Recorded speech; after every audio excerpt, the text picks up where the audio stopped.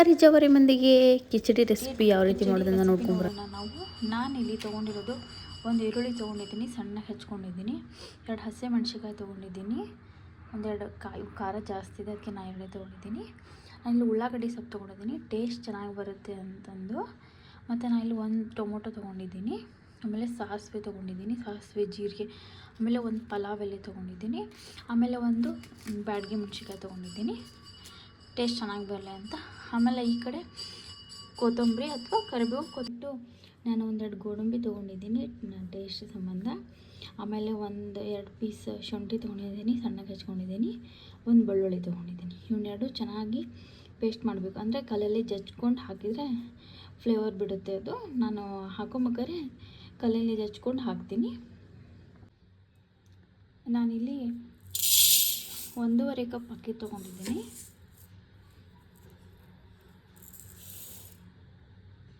1 cup ಹೆಸರುಬೇಳೆ ತೊಗೊಂಡಿದ್ದೀನಿ. ಇದನ್ನ 1-2-3 ಸಲ ಚೆನ್ನಾಗಿರೋ ನೀರಲ್ಲಿ ತೊಳೆದು ಒಂದು ಸ್ವಲ್ಪ ನೀರು ಹಾಕಿ ನೆನೆಲಿಕ್ಕೆ ಇಡಬೇಕು. ನೋಡಿ, ನಾನು ಚೆನ್ನಾಗಿ ತೊಳೆದು ನೀರು ಹಾಕಿ ಇಟ್ಟಿದ್ದೀನಿ. 1 ಕಪ್ಪಿಗೆ ನಾನು 3 ಕಪ್ ನೀರು ಹಾಕಿದ್ದೀನಿ. ನೀರು ಸ್ವಲ್ಪ ಜಾಸ್ತಿ ಆದರೂ ನಡೆಯುತ್ತೆ ಕಿಚಡಿಗೆ.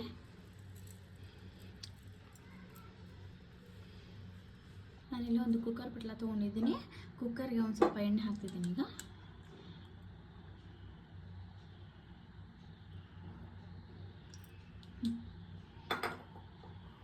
ಎಣ್ಣೆ ಹಾಕಿದ ಮೇಲೆ ನಾನು ಒಂದು ಸ್ವಲ್ಪ ತುಪ್ಪ ಹಾಕ್ತಿದ್ದೀನಿ, ಟೇಸ್ಟ್ ಚೆನ್ನಾಗಿ ಬರುತ್ತೆ ಅಂತಂದು. ಈಗ ಸ್ವಲ್ಪ ಎಣ್ಣೆ ಮತ್ತು ತುಪ್ಪ 2 ಬಿಸಿ ಆದಮೇಲೆ ಸಾಸಿವೆ ಜೀರಿಗೆ ಹಾಕಬೇಕು. ಬಿಸಿ ಆಗಿದೆ, ಸ್ವಲ್ಪ ಜೀರಿಗೆ ಹಾಕ್ತೀನಿ, ಆಮೇಲೆ ಸ್ವಲ್ಪ ಸಾಸಿವೆ ಹಾಕ್ತೀನಿ, ಆಮೇಲೆ ಬ್ಯಾಡಗಿ ಮೆಣಸಿನ್ಕಾಯಿ ಹಾಕ್ತೀನಿ, ಆಮೇಲೆ ಪಲಾವ್ ಎಲೆ ಹಾಕ್ತೀನಿ. ಎಲ್ಲ ಮಿಕ್ಸ್ ಮಾಡಬೇಕು. ಆಮೇಲೆ ಇಲ್ಲಿ ಗೋಡಂಬಿ ಹಾಕ್ತೀನಿ ನಾನು, ಆಮೇಲೆ ಸಣ್ಣದಾಗಿ ಹೆಚ್ಕೊಂಡಿರೋ ಶುಂಠಿ ಬೆಳ್ಳುಳ್ಳಿ ಹಾಕ್ತೀನಿ. ನಾನು ಜಜ್ಕೊಳ್ಲಿಲ್ಲ, ಹಾಗೆ ಹಾಕೀನಿ ಟೇಸ್ಟ್ ಬರುತ್ತೆ ಅಂತ. ನೀವು ಬೇಕಾದರೆ ಕಲ್ಲಲ್ಲಿ ಜಜ್ಕೊಂಡು ಹಾಕ್ಬೋದು. ಎಲ್ಲ ಚೆನ್ನಾಗಿ ಮಿಕ್ಸ್ ಮಾಡಿ ಎಣ್ಣೆಲಿ ಸ್ವಲ್ಪ ಫ್ರೈ ಆಗಬೇಕು ಇವು, ಅಂದರೆ ಫ್ಲೇವರ್ ಚೆನ್ನಾಗಿ ಬರುತ್ತೆ ಕಿಚಡಿದು. ಇವಾಗ ಎಲ್ಲ ತರಕಾರಿ ಹೆಚ್ಕೊಂಡಿದ್ವಲ್ಲ ಅದನ್ನೊಂದೊಂದಾಗಿ ಹಾಕಬೇಕು. ಇದು ಸ್ವಲ್ಪ ಬೆಂದಿದೆ ಎಣ್ಣೆಯಲ್ಲಿ. ನಾನು 1 ಏಲಕ್ಕಿ ಹಾಕಿದ್ದೀನಿ ಟೇಸ್ಟ್ ಸಂಬಂಧ. ಆಮೇಲೆ ಹಸಿಮೆಣ್ಸಿನ್ಕಾಯಿ ಹಾಕ್ತೀನಿ, 2 ಮೆಣಸಿನ್ಕಾಯಿ. ಆಮೇಲೆ 1 ಈರುಳ್ಳಿ ಹಾಕ್ತೀನಿ, ಸಣ್ಣದಾಗಿ ಕಟ್ ಮಾಡ್ಕೊಂಡಿರೋದು.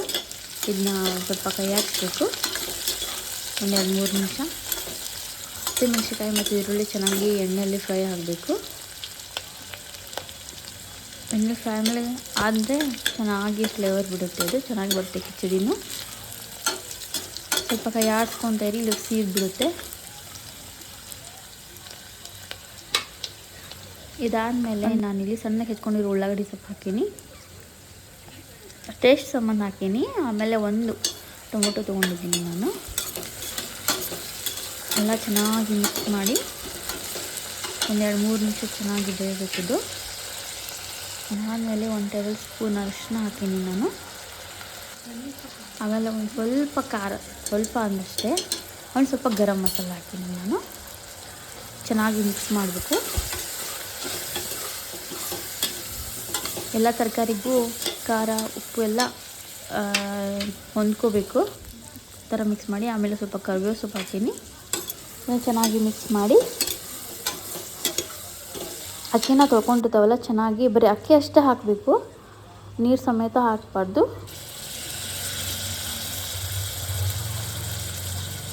ಅಕ್ಕಿ ಹಾಕೋದ್ರಿಂದ ಅದು ಅಕ್ಕಿಗೆಲ್ಲ ಒಗ್ಗರಣೆ ಹತ್ಕೊಂಡಿರುತ್ತೆ, ಚೆನ್ನಾಗಿ ಬರುತ್ತೆ ಕಿಚಡಿ. ಅಕ್ಕಿ ಹಾಕಿ 1-2-3 ನಿಮಿಷ ಚೆನ್ನಾಗಿ ಕಲಿಸ್ಬೇಕು ಹಿಂಗೆ. ಆಮೇಲೆ ನೀರು ಹಾಕಿಬಿಟ್ಟು ರುಚಿಗೆ ತಕ್ಕಷ್ಟು ಉಪ್ಪು ಹಾಕಬೇಕು. ಆಮೇಲೆ ಗಾರ್ನಿಷ್ಗೆ ಕೊತ್ತಂಬರಿ ಸೊಪ್ಪು ಹಾಕಿ ಸ್ವಲ್ಪ 1-2-3 ಸಲ ಕೈ ಆಡಿಸ್ಬಿಟ್ರೆ ಇದೆಲ್ಲ ಇವಾಗ ಕಿಚಡಿಗೆಲ್ಲ ಏನು ಬೇಕೆಲ್ಲ ಸಾಮಾನು ಹಾಕಿದ್ದಾಯಿತು.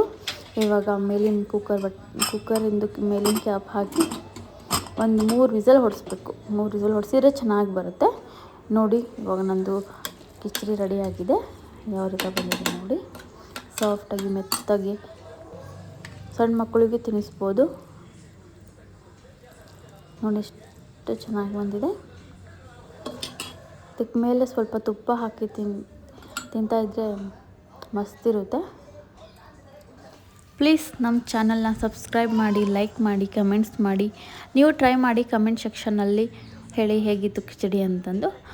ಪ್ಲೀಸ್ ಸಪೋರ್ಟ್ ಮಾಡಿ. Thank you.